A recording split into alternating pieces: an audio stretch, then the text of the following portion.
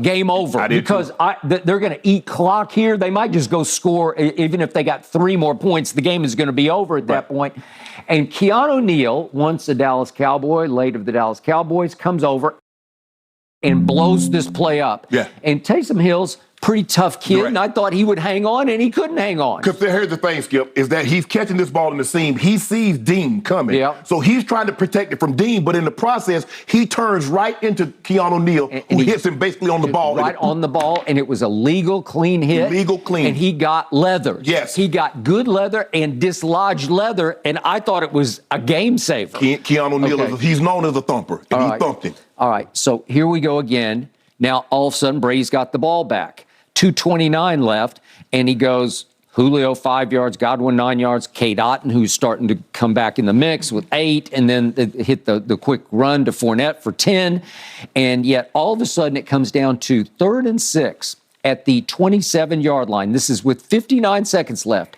Mike Evans actually waves out of the game. I don't know if he's gassed. I don't know if something was nagging on him or something. Probably gassed at that point. He runs out, and guess who? Little number 10 says, "Oh, I'm up." And he runs into the huddle. He's kind of late to the huddle, and it's 3rd and 6. This is like a pretty crucial play with under a minute left in the game. And he goes to little Scotty on a little slant and hits him right in the hands with a little rifle shot, and Scotty hangs on to it. Scotty's known to drop these occasionally, and he went up and clutched it into his bosom, and that was that, right? Yep. That was a huge play in the game. You could argue it was a game saver to, of all people, little Scotty Miller. Right. Then Julio rises and shines. And this was not Brady's best ball, because this is the one ball in the late going that was a little off target, because I think he wanted a back shoulder. And now we're down to the touchdown.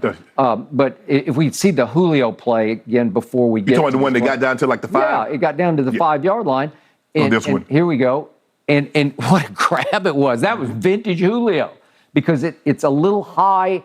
It's not a horrible throw, but he made a nice catch, and all of a sudden it just sets them up. They're sweet to go with it's 1st and goal at the 5-yard line. Correct. And then Brady made, to me, at that point, his best throw of the night was to Chris Godwin, right down the gut. If we see that, Mario Davis. Yeah, and it was just a laser to Godwin in the back of the end zone. And I thought, he did it again. He pulled it off. And it's a hold on Donovan Smith, who just basically tackled Davenport. And I'm thinking, ball game, because now you're backed all the way up. So now it's 1st and 15 at the 15-yard line, and it's only 15 seconds left. And I'm thinking, well, you can't do this. And he goes quickly. This is vintage Brady, because now we're going back to we're still throwing this one. But he throws an out, if we see the out throw that he made to Chris Godwin.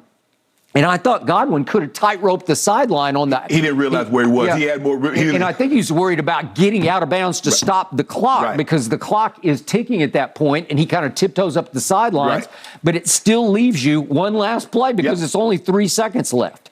Okay, so now we're down to, I think we're going to see here we go to Godwin. Maybe you could keep going, maybe, but he just said, no, I'm going to take what you gave me here, and I'm going to step right on out of bounds.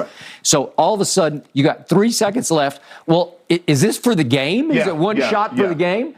And if you don't get this ball in, you can't run another play. Okay, and they run a little route on Demario Davis. And I swear, Brady, that somebody said he yelled for 29. He wanted 29 in the game, who's Rashad White, who's a rookie. So you want to get a rookie matched up on still a top 5 linebacker? But he's probably your best route runner. He said in this situation, instead of experience, I want a better route runner. Leonard Fournette, he's not a route runner. No. So that's 245. But he can body you at the goal line. Sometimes he can just shield you off and kind of wall you off. I think he trusts White's hands a little more, and plus he's a better route runner. He's a better route runner. So he runs a nifty little shake and bake route where he gives him a little head fake inside and then just wheels completely to the outside. And Brady had to kind of rise up over an outstretched hand and just dump it to him.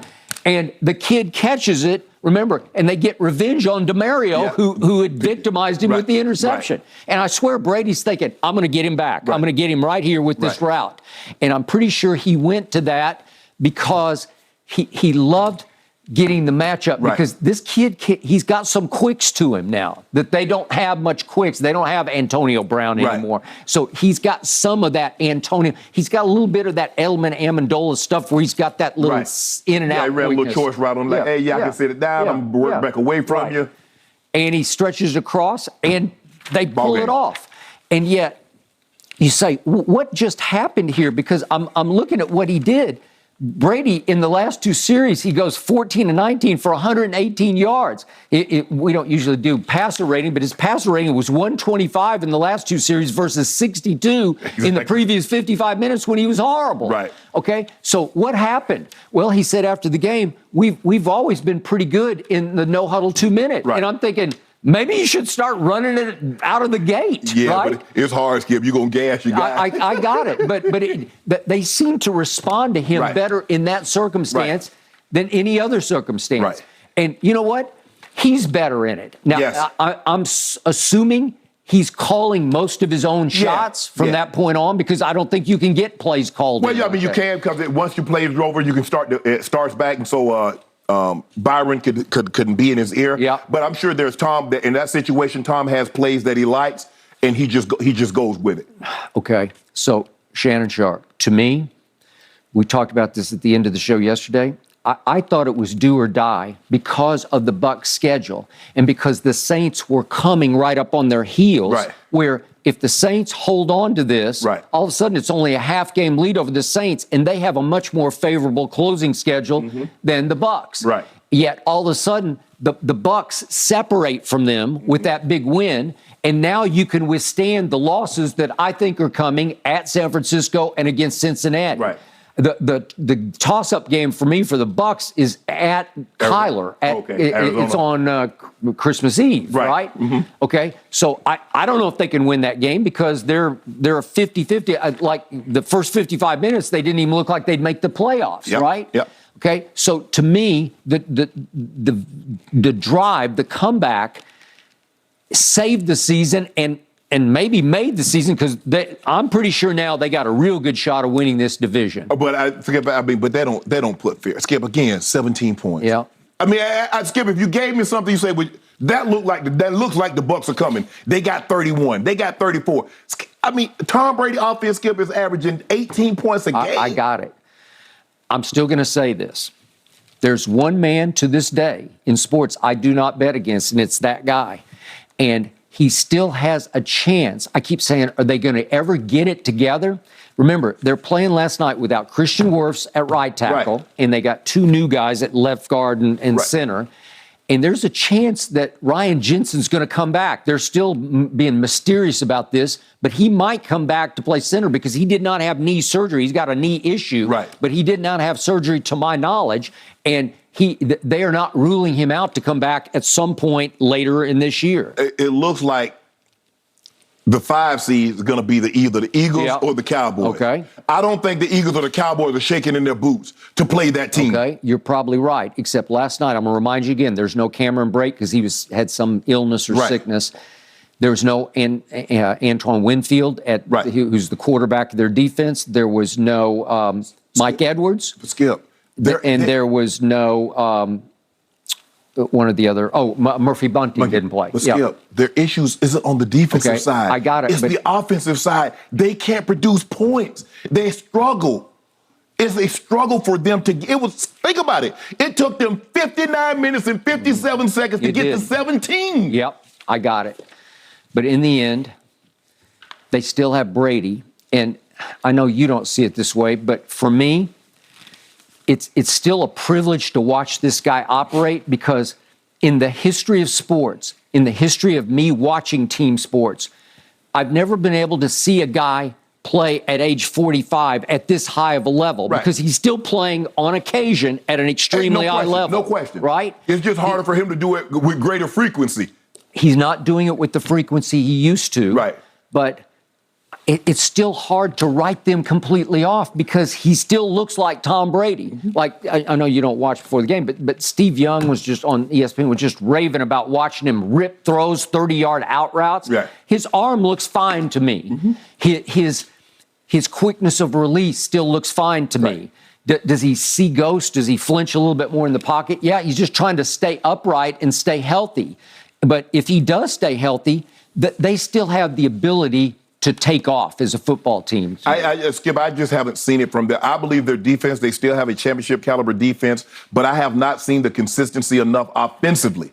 When you're, Skip, he's 6.4 yards per attempt. That's 31st in the NFL. He's 13th in completion percentage. So even though, Skip, he's nickel and diming, he's still not getting the completion percentage that you would think for someone throwing so short routes. Yep. And his QBR, he's just slightly above average. He's 52.